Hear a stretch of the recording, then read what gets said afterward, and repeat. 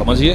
गृह मंत्री किसान सब बेकार बैठे हुए इसलिए अपराध बढ़ रहा है। अब करें कि शादी के मंशा से लोग अपहरण कर ले रहे हैं। तो बिहार के अंदर क्राइम बढ़ेगा नहीं तो क्या होगा, जब सरकार में बैठे हुए लोग ही उस क्राइम को ढकने की कोशिश करते हैं। ये तो अपराध को आप ढक रहे हैं, बचा रहे हैं, अपराधियों को संरक्षण दे रहे हैं। यही तो हम लोग कर रहे हैं।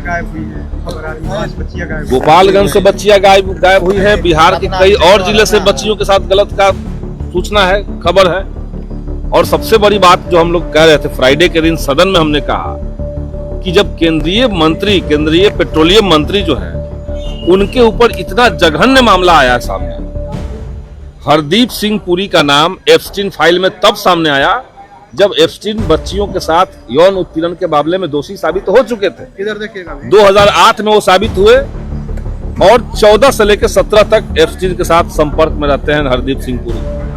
तो देश का एक मंत्री, केंद्रीय मंत्री विदेश में जाकर के बलात्कारियों की गैंग में शामिल हो जाए और खुलासा के बाद भी उस पर कोई कार्रवाई नहीं हुई, तो देश के अंदर बलात्कारी मानसिकता को बढ़ावा नहीं मिलेगा तो क्या मिलेगा? यही तो हम सवाल पूछ रहे थे। सदन में माइक काट दिया जा रहा है। एक सवाल है कि 25 तारीख को जो है अमित शाह आ रहे हैं, ये है कि जो राज्यसभा की सीटें खाली हो रही है उसको लेकर के जो तीसरा जो 5वां सीट है आपका, उसके लेकर के उनकी रणनीति बनी। इसमें हम लोग महागठबंधन की पार्टियां बैठेंगे एक साथ और हम लोग तय करेंगे। शराबबंदी को लेकर बीजेपी के विधायक है विनय बिहारी ने सवाल खड़ा किया है कि शराब तो मिल रहा है खुलेआम। शराब मिल ही रहा है, इसमें कौन सी बड़ी बात है? शराब मिल रहा है। शराबबंदी कानून पूरी तरीके से फेल है।